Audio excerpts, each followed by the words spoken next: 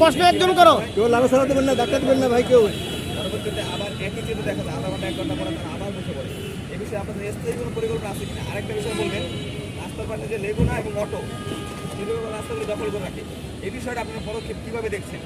স্থায়ী কোনো সমাধান আছে কিনা আমাদের পাশে? ধন্যবাদ আপনাকে। যে রাস্তাঘাটে অবৈধ দখল এগুলো হচ্ছে উচ্ছেদ অভিযান, এটা আমাদের সিটি কর্পোরেশন, এগুলো আমাদের নিয়মিত কাজ। এই কাজগুলো আমরা নিয়মিত করে যাবো, এটা আপনাদেরকে আমরা বলতে পারি। মাননীয় প্রধানমন্ত্রীর নির্দেশ, রাস্তাঘাটে কোনো ধরনের অবৈধ দখল থাকবে না, রাস্তাঘাটে কোনো ধরনের ময়লা আবর্জনা থাকবে না।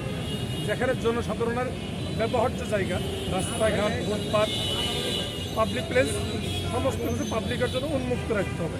আমরা সেই লক্ষ্যে কাজ করে যাচ্ছি। কোনো ধরনের যদি সমস্যা থাকে আপনারা আমাদেরকে জানাবেন, আমরা সেখানে ত্বরিত ব্যবস্থা নেব। এবং আমাদের প্রশাসক মহোদয় সে আমাদেরকে সার্বক্ষণিক এই কাজে নিয়োজিত রেখেছে। আপনি জানেন আজকে গাজীপুরে 4টা পয়েন্টে উচ্ছেদ অভিযান চলতেছে। কোনাবাড়িতে, গাজীপুর সদর বাজারে, এখানে আরেকটা হচ্ছে শালনাতে। এবং আমাদের এই অভিযান নিয়মিত থাকবে। আমি আপনাদেরকে নিশ্চয়তা দিতে পারি যে এই কাজের ভিতরে আপনাদের সকলের সহযোগিতা লাগবে। জনপ্রতিনিধি যারা আছে, যারা নেতৃস্থানীয় লোকের আছে, তাদের সকলের সহযোগিতা পেলে আমরা আপনাদের জন্য কাজ করে যাব। ধন্যবাদ। হ্যালো,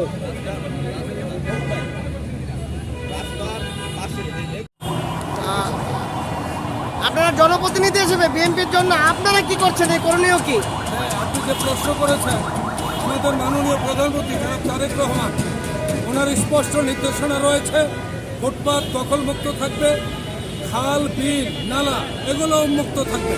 আমাদের কথা হলো, আমাদের মাননীয় প্রশাসক, গাজীপুর সিটি কর্পোরেশনের নবনিযুক্ত প্রশাসক জনাব শওকত হোসেন সরকার, উনি দিক নির্দেশনা দিচ্ছেন, এসিসি সাহেব এসছেন এবং অন্যান্য কর্মকর্তারা আজকের এই দায়িত্ব পালন করছে। শুধু এটা চলমান থাকবে, এখানে ফুটপাত একদম উন্মুক্ত থাকবে, এখানে কেউ ব্যবসা করতে পারবে।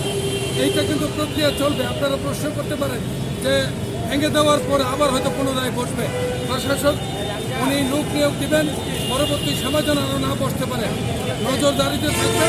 অবশ্যই সরকার এটা নির্দেশনা রয়েছেন, উনি সরজমিনে এটি মনিটরিং করছেন। ইনশাল্লাহ আমরা মনে করি